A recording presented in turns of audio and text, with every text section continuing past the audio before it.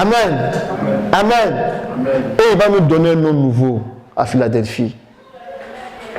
Un caractère nouveau qu'aucune créature n'a porté. Son caractère lui-même. Amen. Amen. Et il a dit quelque chose de très glorieux, de vraiment glorieux, de extrêmement glorieux à l'église de Laodicée. Il dit, c'est lui qui va arriver à cet endroit-là, qui ne va pas être disqualifié pendant le parcours. Il va s'asseoir avec moi sur le trône. Comme moi j'ai vaincu, je me suis assis sur le trône de mon Père. Amen. Quand on voit ça, on dit, mais comment est-ce possible? David était encore vivant. Quand il s'est levé, puis il a fait asseoir Salomon sur le trône. Amen. Amen. Amen. Amen. Il dit, mon petit, pendant que moi je suis encore là, viens t'asseoir sur le trône. Pour dire que c'est moi, je te mets sur le trône. Et le Seigneur veut faire ça pour nous. Amen. Quelle grâce. Mais ça prend de rester qualifié. Ça prend de rester qualifié, mes amis. Ça prend de rester qualifié. C'est pour cela que quand il allait plus loin, revenons à notre verset de base.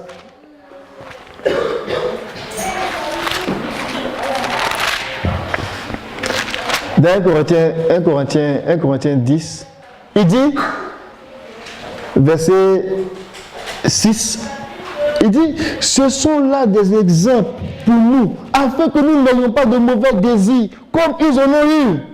Ne devenez pas idolâtres, comme certains d'entre eux. Ainsi qu'il est écrit, le peuple s'assit pour manger et pour boire, et ils se levèrent pour s'amuser. Ne nous livrons pas à l'inconduite sexuelle, comme certains d'entre eux s'y livraient. Il en tomba 23 000 en un seul jour. Ne provoquons pas le Christ, comme certains d'entre eux le firent. Les serpents les firent disparaître. Ne murmurez pas comme certains d'entre eux murmuraient. Le destructeur les fit disparaître. Amen. Il dit, si on ne veut pas être disqualifié, pendant qu'on est dans le parcours, il ne faudrait pas qu'on ait de mauvais désirs. Parce que si on a de mauvais désirs, ça va déclencher le destructeur. Il va rentrer en action. Lui, là, il ne réfléchit pas. Quand il pense, c'est la mort. Quand il touche, c'est la mort. Tout ce qu'il fait, c'est mort. Donc, quand on le provoque ou quand on l'envoie, lui, il vient, puis il rentre dans le camp, il commence à frapper. L'épisode du veau d'or, le destructeur est parti, il a frappé. Donc, les gens n'ont plus vécu. Donc, ils ne sont pas arrivés à Canaan. Vous comprenez? Oh, le but, c'est d'arriver à Canaan. Mais ils n'ont pas compris. Ils ont eu des mauvais désirs. Le destructeur est venu frapper. Donc, ils n'ont plus continué la marche. Nous, nous voulons continuer la marche. Parce que le Seigneur nous réserve de belles choses. Amen. Amen. On veut goûter à l'arbre de la vie. Imaginez-vous, lorsque Adam et Ève ont péché, le Seigneur les a mis dehors, les a chassés, littéralement les a chassés du jardin. Et il a mis 2 anges avec des épées flamboyantes en train de garder le chemin de la vie. Personne ne peut rentrer. Personne qui soit né de femme, personne qui soit sorti de la poussière comme Adam n'avait le droit de rentrer. Et le Seigneur qui revient, qui dit à celui qui vaincra, les anges vont baisser les épées. Il va passer et puis il va aller prendre le fruit de l'arbre de la vie. C'est ça qu'on veut nous dire. Donc, il faut qu'on soit qualifié. Et on va venir devant les anges et on va dire, mes amis, je suis qualifié. Déposez les armes. Je vais aller prendre le fruit et je vais manger et je vais vivre éternellement. Amen. Parce qu'eux, en réalité, ils travaillent pour nous. Et quand ils voient Dieu en train de faire ce travail pour nous, eux-mêmes, ils ne comprennent pas. Comme nous, on mange avec le Seigneur. Nous, on est proche avec le Seigneur. On est à côté du Seigneur. Puis le Seigneur ne nous voit pas. Mais le Seigneur a aimé l'homme. Amen. Et la Bible dit que les anges veulent plonger leur regard pour comprendre l'évangile. Le Seigneur, il dit, restez derrière là-bas. Ce n'est pas pour vous. C'est pour mes petits. ceux que j'ai fait à mon image et à ma ressemblance. Que le Seigneur nous aide. Que le Seigneur nous aide. N'ayons pas de mauvais désirs. Et le mauvais désir se sont exprimés à travers 4 choses. On n'aura pas le temps de les regarder dans les 4 là. Mais je vais survoler 2 qui me tiennent à cœur. Le premier désir qu'ils ont eu de mauvais. Il y a beaucoup de mauvais désirs, hein, mais des désirs même qui ont pris des formes assez préoccupantes. Le veau d'or, c'était vraiment un mauvais désir. Le deuxième désir que je vais partager si j'ai l'occasion, c'est le désir de l'inconduite sexuelle. C'est aussi un mauvais désir. Le troisième désir, on dit qu'ils ont tenté le Christ. Et le 4e, ils ont murmuré. C'est ça. Hein? Amen. On va se limiter aux 2 autres, aux 2 premiers, si on a l'occasion. Si j'ai l'occasion, on va se limiter aux 2 premiers, puis dans un autre temps, on regardera les 2 autres. Le mystère du veau d'or. C'est un grand mystère, ce mystère-là. C'est vraiment un grand mystère. Ayons peur de ça. C'est vraiment un grand mystère. C'est le mystère même de l'iniquité, même si je peux dire ça comme ça. C'est quelque chose de terrible. Vous allez voir pourquoi il dit que c'est quelque chose de terrible. Israël a quitté l'Égypte 3 mois seulement après. Ils sont arrivés à la station de Sinaï, à la 12e station. Vous vous souvenez que cette station Sinaï là, c'est la montagne d'Horeb. Amen. C'est la montagne d'Horeb. La montagne d'Horeb, c'est la montagne où Dieu est apparu à Moïse dans le buisson. Et quand Dieu a dit à Moïse, il dit, voici le signe. Vous allez aller dire à Pharaon de vous laisser partir. Vous reviendrez adorer sur la montagne. Ça sera le signe qui est avec toi. Donc ils sont arrivés à la montagne de Dieu. Amen. Et Moïse était prêt maintenant à écouter les paroles du Seigneur. Mais le Seigneur aussi était prêt à rencontrer Israël. Parce que c'est pour cela qu'il a fait sortir Israël avec une main forte. Sérieusement, le Seigneur était prêt à descendre au milieu d'eux. Mais la nature, l'état de cœur, la vie que Israël avait là, ne pouvait pas recevoir le grand Dieu puis vivre. Ce n'était pas possible. C'est un peu comme si tu envoies un feu, un grand feu devant un caoutchouc, devant une matière en plastique. Ça va fondre. Mais il fallait préparer le peuple pour recevoir la présence de Dieu. Et quand le Seigneur commençait à descendre, c'était effrayant, c'était terrible. Ils ont dit, non, Moïse, cette affaire est trop compliquée. Toi, tu vas aller, Dieu n'a qu'à te parler, puis tu vas descendre, tu vas venir nous voir. Et même à ça, même quand on lit, on a même comme l'impression que Moïse ne faisait que monter et puis descendre, pour s'assurer que tout était correct. Et le Seigneur lui dit, Moïse descend, va le suivre, parce que je vais frapper. Le peuple ne peut pas s'approcher de la montagne, ma présence est trop forte. Moïse, il faut suivre, est-ce que tu es sûr? Moïse dit non, je gère, tout est sous contrôle. On a protégé la montagne. Il dit, tu es vraiment sûr, il ne faut pas s'approcher. Même les prêtres ne devaient pas s'approcher. C'est après que Moïse est descendu, il est parti chercher dans le peuple, il allait chercher les prêtres avec Aaron et les anciens. Ils sont montés à un certain niveau. Et là-bas, ils ont communié avec le Seigneur. La Bible dit qu'ils ont mangé en présence du Seigneur. Je vous explique où je m'en vais avec le veau d'or. Et Dieu dit qu'il reste là. Aaron avec Hur. Et puis les autres, ils n'ont qu'à rester pour s'occuper du peuple. Toi, il faut monter avec Josué. Il est monté. Et même qu'il a encore monté, il a laissé Josué quelque part. Parce qu'ils vont pour rencontrer le Dieu d'Israël. Amen.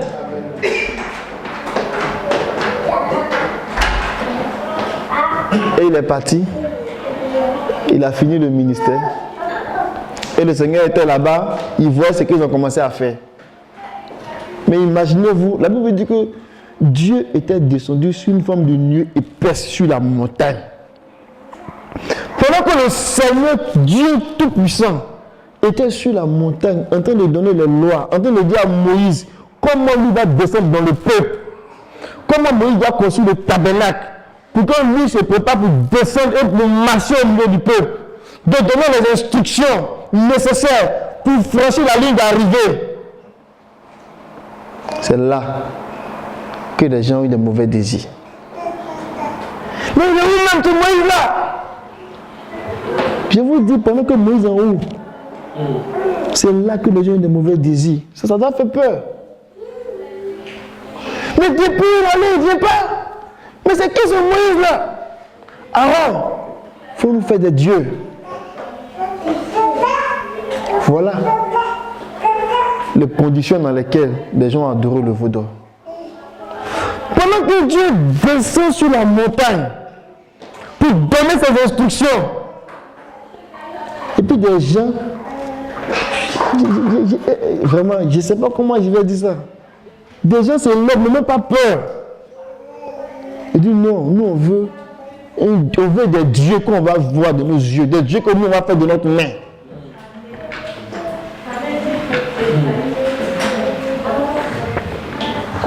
On va lire ça.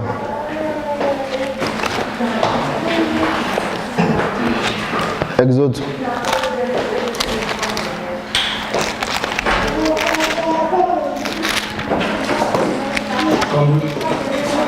Hein? Exode 32.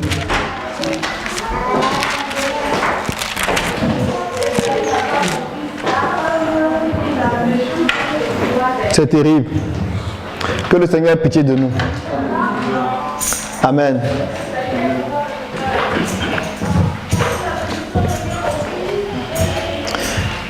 Exode 32 à partir du verset 1. Le peuple vit que Moïse tardait à descendre de la montagne. Alors le peuple se rassembla autour d'Aaron et lui dit: fais-nous des dieux qui marchent devant nous. Car ce Moïse, cet homme qui nous a fait monter d'Égypte, nous ne savons pas ce qui est devenu de lui. Aaron leur dit: enlevez les anneaux d'or qui sont aux oreilles de vos femmes, de vos fils et de vos filles. Apportez-les-moi.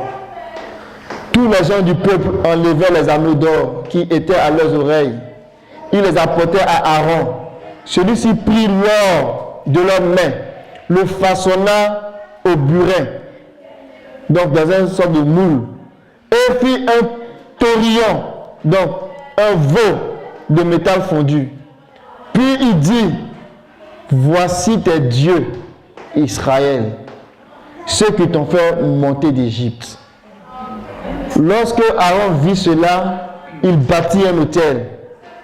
On vous parle de Aaron, hein? Il bâtit un autel. Il bâtit un autel. Devant le taurillon et s'écria: demain il y aura une fête pour le Seigneur. Quelle abomination! Aaron décrète une fête pour le Seigneur en l'honneur du veau. Parce que le peuple insouciant, pour ne pas dire une partie du peuple qui ne comprend pas ce qui se passe, s'élève et qui dit à Aaron: fais-nous des dieux, fais-nous un Dieu de notre main. Et Aaron a écouté le peuple. Le lendemain, ils se levaient de bon matin. Ils offrirent des holocaustes et présentent des sacrifices de paix. Le peuple s'assit pour manger et pour boire, puis ils se levaient pour s'amuser. Amen. On peut continuer. Mais c'est triste comme histoire. Au chapitre, je crois, 24, ils ont communié avec Dieu, une partie du peuple, les anciens. On va le lire.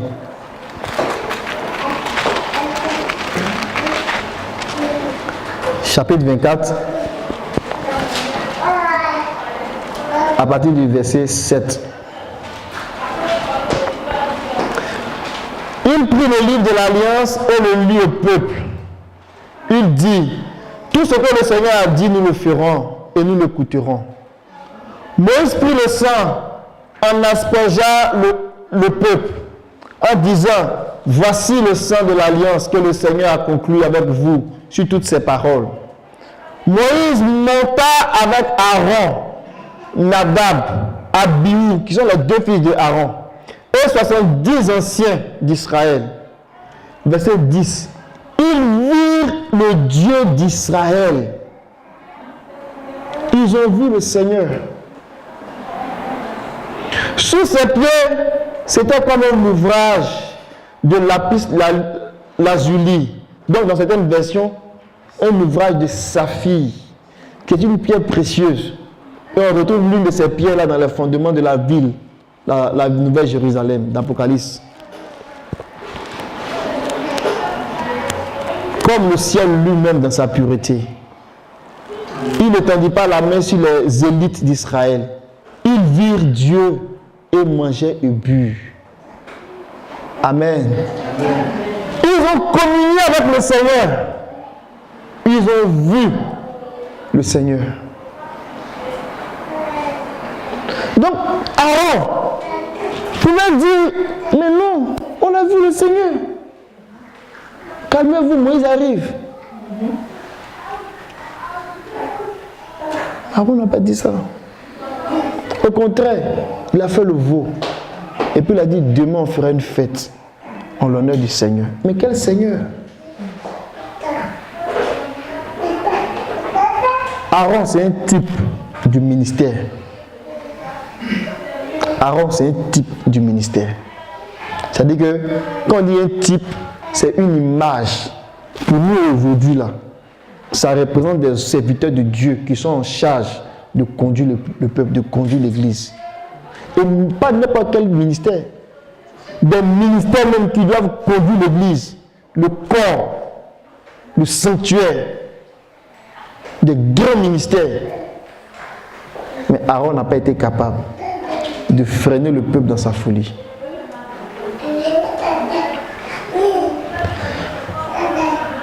Dieu était tellement fâché. Il a dit à Moïse, va voir ton peuple. C'est plus son peuple. Il avait dit à Pharaon, va dire à Pharaon, mon premier-né. En tout cas, c'était intéressant. Va dire à Pharaon de laisser partir mon fils, mon premier-né. Mais là, le Seigneur était vraiment fâché. Regardez.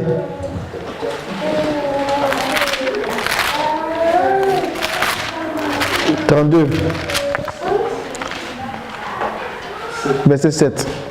Le Seigneur dit à Moïse, va, descends, car ton peuple, celui que tu as fait monter d'Égypte, s'est perverti.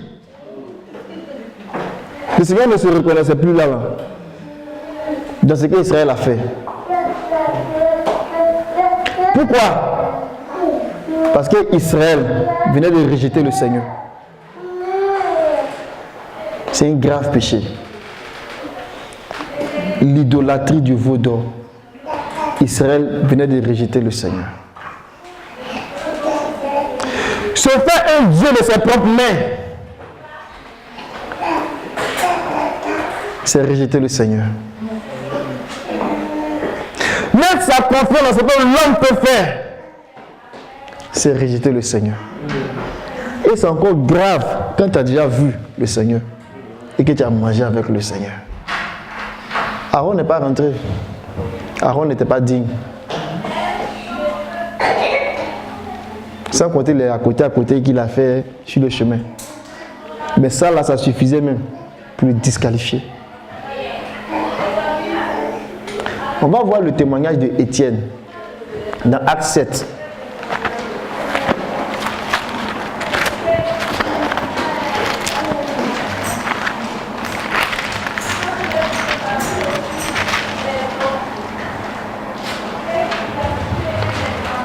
On va lire le verset 38.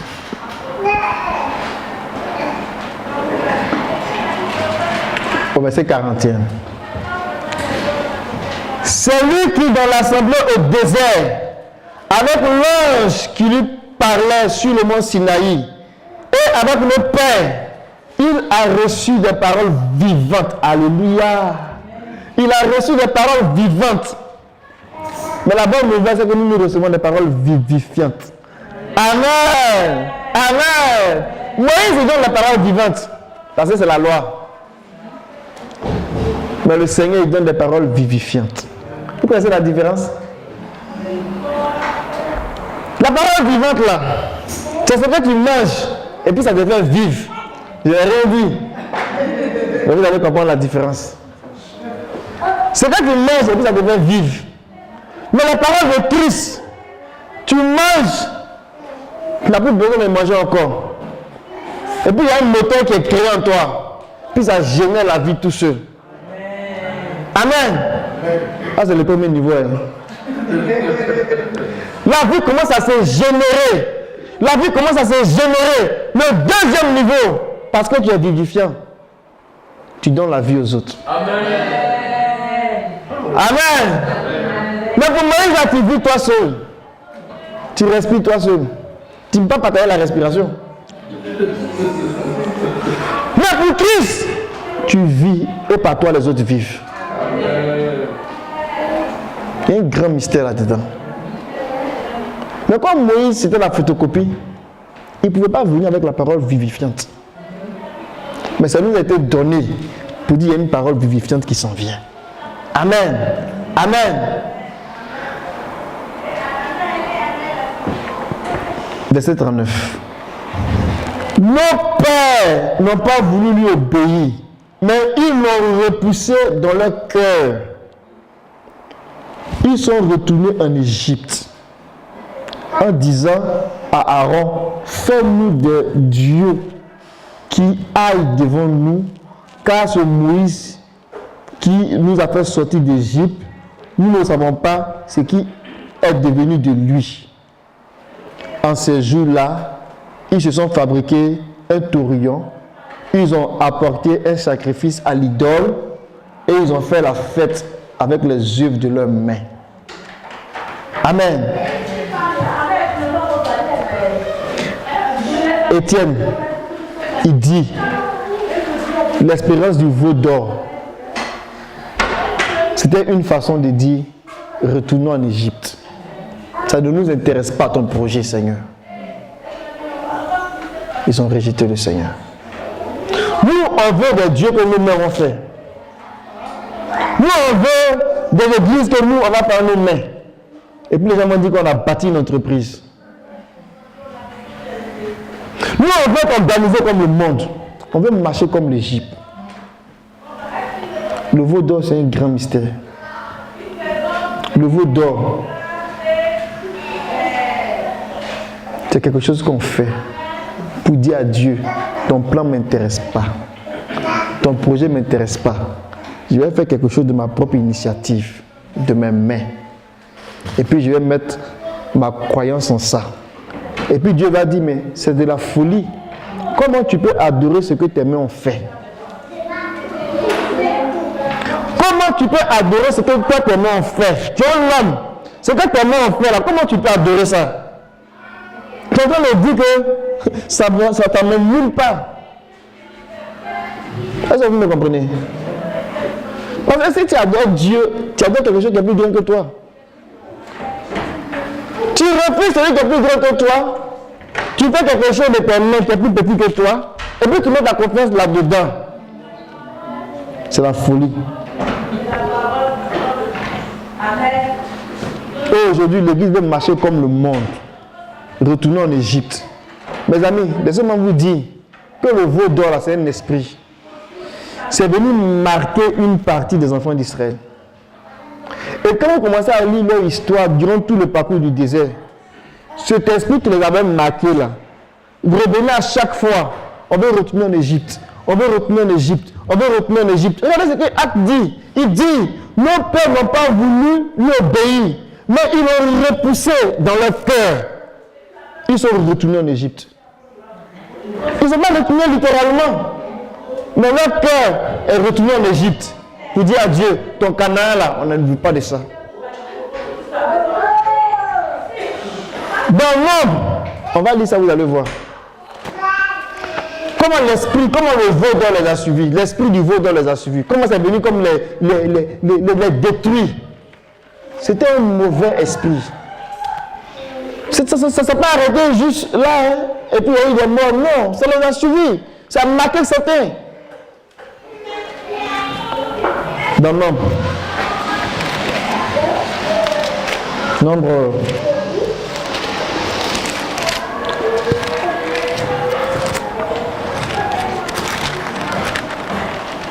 Nombre 14. À partir du verset 1. Cet épisode-là, ce qu'on raconte ici, là, c'est lorsqu'ils sont revenus de l'expédition pour aller explorer le pays. Non, on a vu des géants là-bas. On était comme des sauterelles à leurs yeux. Et eux-mêmes nous voyaient comme des sauterelles. Moïse, cette affaire-là, il faut oublier ça. On veut retourner en Égypte. La Bible dit qu'ils ont pleuré toute la nuit. Moïse, on veut retourner en Égypte. Mais c'est l'esprit du veau d'or. Parce que dans leur cœur, ils ne voulaient pas du projet de Dieu.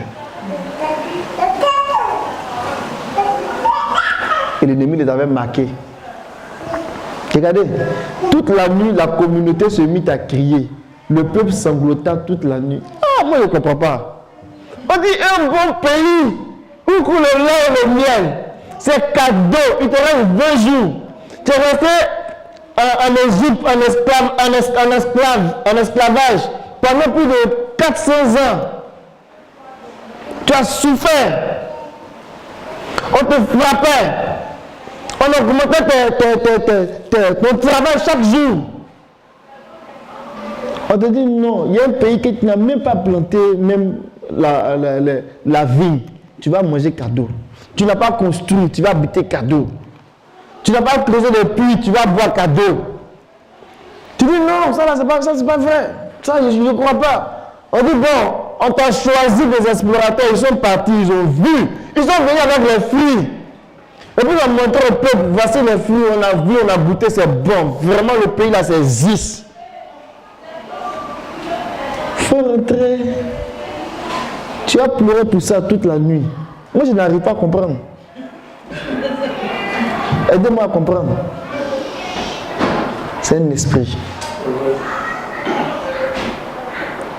qui, j'ai envie de dire, il n'y a pas eu un esprit qui est bête en fait. Donc je ne sais pas si un esprit peut être bête. Mais qui ne peut pas voir ce que Dieu est en train de faire. Et qui va se préoccuper des choses de l'Égypte. Et Dieu, comment il veut voir? Moi, je suis conquérant. Je veux voir les choses. Et tu as mangé avec le Seigneur. Nous, on veut voir les choses, nous, on veut voir. Et on se fabrique des dieux avec nos mains. Que Dieu nous fasse grâce. Amen. L'idolâtrie a détruit Israël. Et là, on ne parle même pas de l'idolâtrie des nations. On parle d'abord même de eux-mêmes. Leurs mauvais désirs. Mais imaginez-vous, si on vient ajouter l'idolâtrie des nations, là c'est gâté.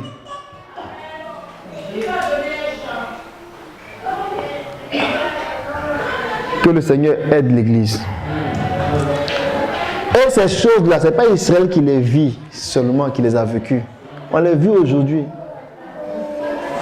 L'Évangile nous dit on va ressembler à Christ. Nous qui étions morts dans notre péché, le Dieu puissant veut faire de nous des créatures qui sont semblables à lui. C'est le message de l'Évangile. Tu dis non, tout ça c'est compliqué. Nous on veut voir des miracles. Et ils sont prêts à aller voir les sorciers pour faire des miracles. Non, nous on va voir des méga churches, des grandes églises. Parce qu'on va gagner le monde. Qui t'a envoyé? Qui t'a envoyé? On te dit de gagner Christ. Quand tu vas gagner Christ là, Dieu va te qualifier pour gagner le monde. Mais en réalité, ce n'est pas gagner Christ qui les intéresse. C'est bâtir leur empire. Que le Seigneur nous aide. Qu'on ne soit pas marqué par le vaudou. Parce que l'esprit de vaudou, c'est un esprit de folie. Tu vois les choses de Dieu, c'est clair. La volonté de Dieu est claire. Mais il va dire non, retourne en Égypte. Amen. Je vais arrêter là pour ce point-là. Et puis je vais peut-être survoler rapidement l'autre point sur l'inconduite sexuelle. Amen. Que le Seigneur nous aide. Que le Seigneur nous aide. Que le Seigneur nous aide. Alléluia. Alléluia. La main cachée, c'est Jésus. La main cachée.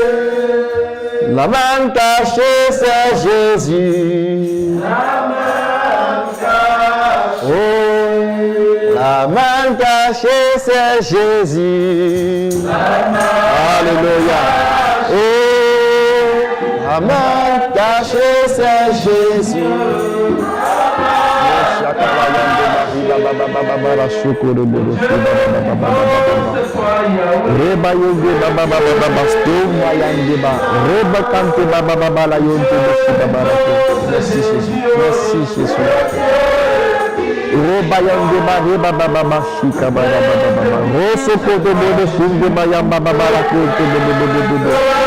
Rembe yende basakara bara yende rosso kota baba rosso kere shimba yende lobo konta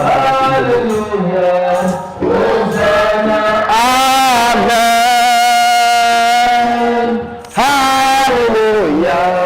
Jésus est puissant. Alléluia. Alléluia. Hosanna. Alléluia, Jésus est puissant. Alléluia, Alléluia, Hosanna, Amen. Alléluia, Jésus est puissant. Alléluia, Hosanna, Amen. Alléluia, Jésus est puissant. Amen. Le Seigneur va confirmer sa parole. Afin que les hommes sachent que ce qu'on est en train de dire là, c'est sérieux. Le Seigneur va accompagner sa parole par des signes, par des miracles, par des prodiges. Il va former le ministère. Quand ils seront équipés et qu'ils vont commencer à sonner de la trompette, la terre va trembler. Il y avait un enjeu avec Pharaon. Donc Dieu a manifesté les miracles. Dieu a mis ça à un niveau tellement élevé. Les magiciens de Pharaon ils ont cédé. Et Israël est parti. Le temps de Dieu va arriver. Amen. Amen. Le temps du Seigneur va arriver. Il y a d'autres qui ont commencé à le faire. Mais à mesure qu'on avance, avec l'incrédulité qui s'élève, le Seigneur va faire grâce. Pour que ceux qui ne comprennent pas là, ils puissent comprendre. Mais les miracles en eux-mêmes là, c'est pour nous ouvrir un peu les yeux sur ce que Dieu est en train de faire. Pour nous attirer, pour qu'on ait de la considération. Pour ne pas qu'on dise, il parle, et puis il n'y a rien. Non, Dieu va faire grâce. Amen, amen. Dieu va faire grâce. Pour que les gens qu'il aime là, ils aient de la considération et qu'ils puissent saisir ce message-là. Et c'est dans ce sens-là que nous continuons de prier. Mais nous devons gagner Christ. Amen. C'est ça l'objectif.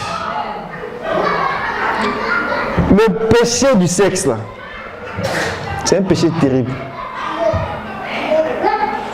C'est vraiment terrible. Et je disais comme ça que nous on est mariés même. Nous pouvons le bois vert. Amen. C'est pas évident. Donc quand viendra-t-il de bois sec? Ceux qui ne sont pas mariés. Papa va faire de la nourriture. C'est une faim pareille. On peut avoir soif de l'eau, du breuvage, c'est une soif. Mais la faim du sexe, là, c'est quelque chose de puissant. C'est-à-dire, mais où il nous emmène ce matin? On va lire un verset. Dans Genèse.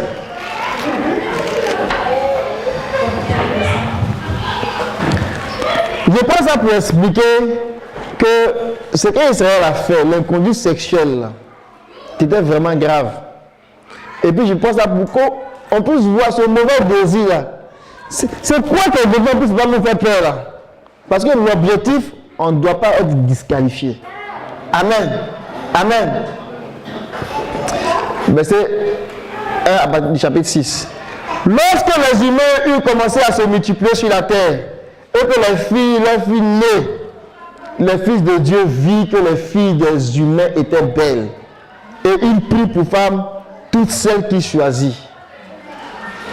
Alors le Seigneur dit, mon souffle ne restera pas toujours dans l'être humain, car celui-ci n'est que chair, ses jours seront que 120. En ces jours-là, et encore après cela, les Néphilim étaient sur la terre lorsque les fils de Dieu vinrent vers les filles des humains et que leur donna des enfants. Ce sont là les héros d'autrefois, les hommes de renommée. Amen. Il y a deux façons de lire ce verset-là. Quand on le lit de la façon la plus simple, et qu'on nous dit, les filles des hommes, ils ont vu que les filles de Dieu ont vu que les filles des hommes sont belles. C'est quoi le problème? S'il les prend pour femmes, c'est parce que ce ne sont pas les simples fils de Dieu. Amen. Ce ne sont pas des hommes. Les fils de Dieu ici, là, ce ne sont pas des hommes. Ce sont des anges. Ils n'ont pas pu résister devant les filles des hommes. C'est pour cela que quelque part Jude a dit, ils ont perdu leur dignité. Les anges qui ont perdu leur dignité. On va lire ça. Et puis on va revenir là-dessus.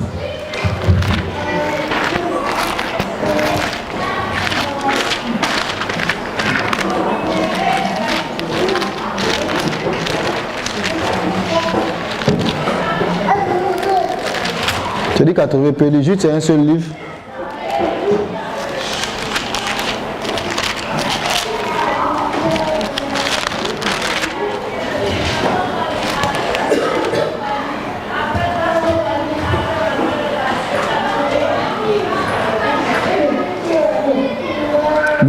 Verset 6.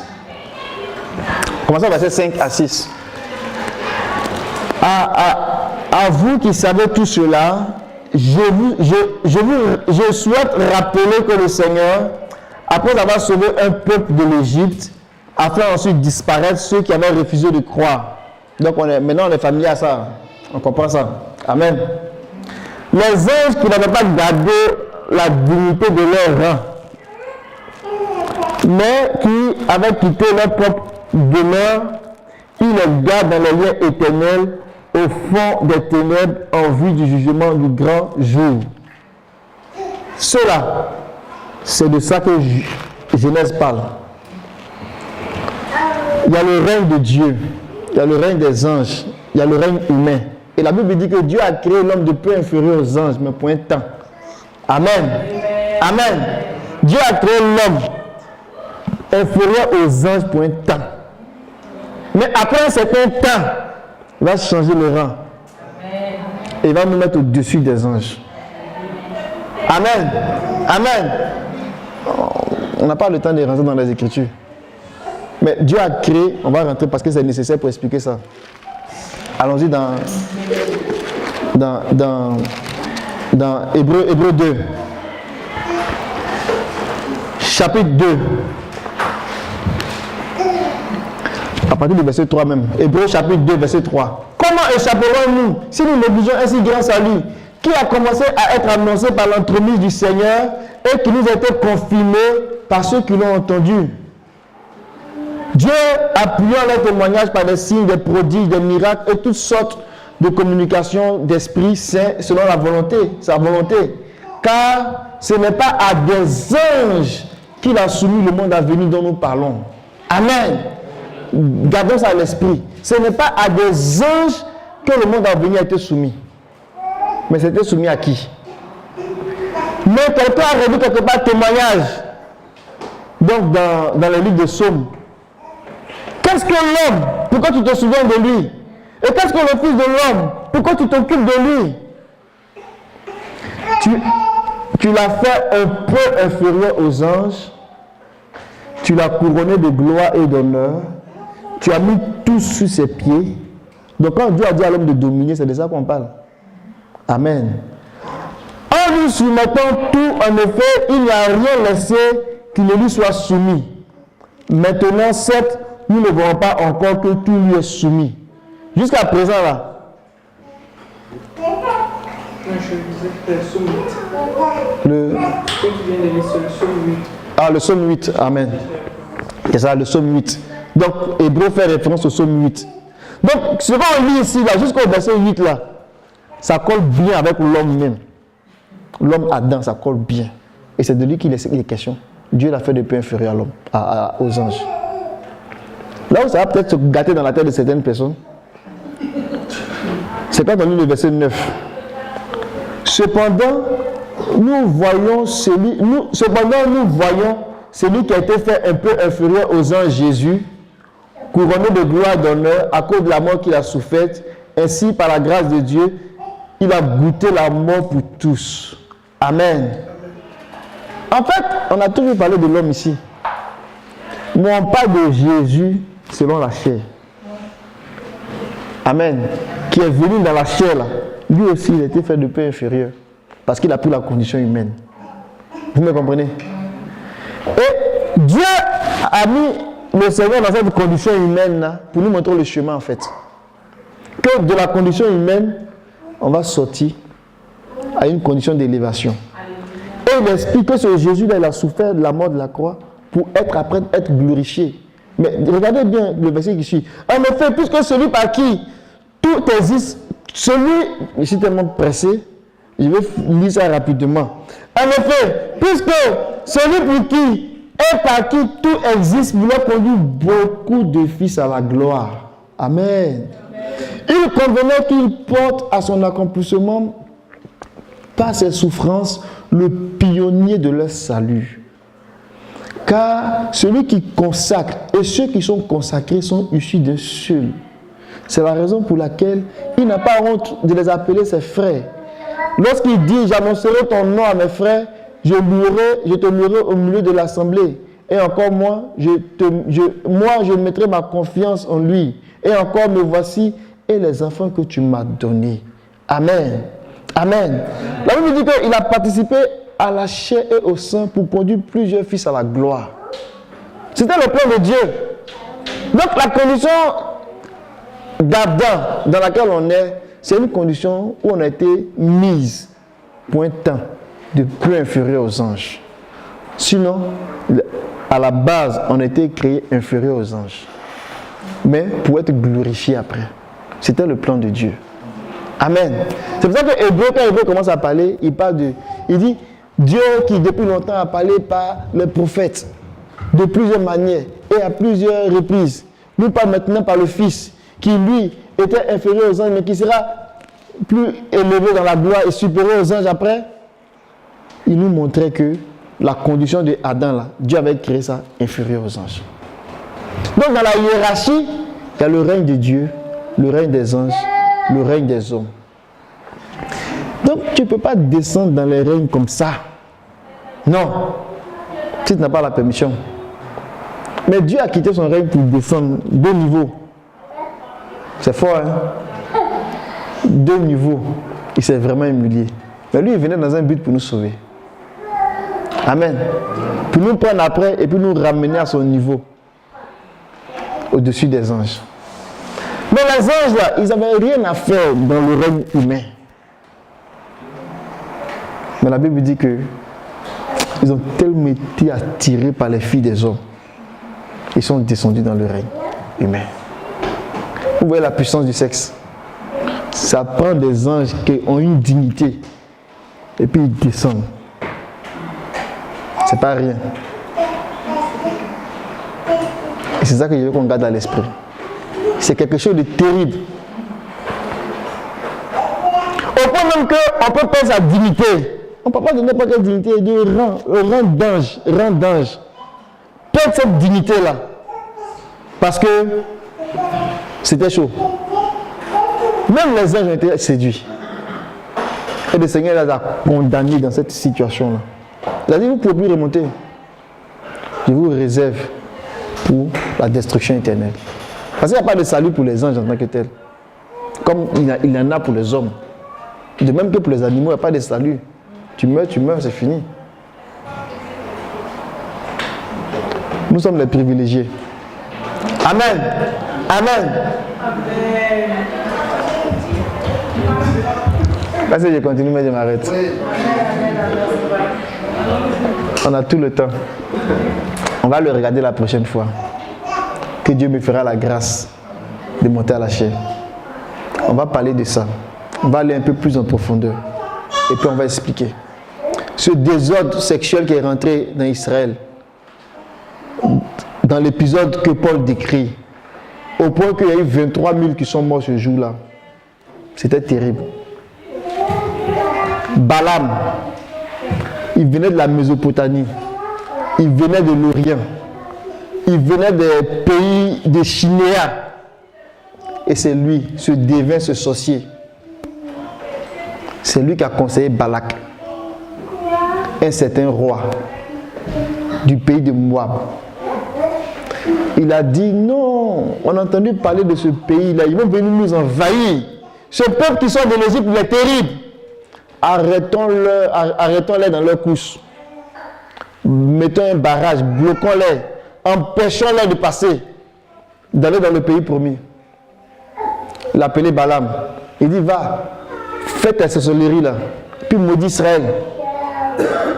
3 reprises, il n'a pas pu atteindre.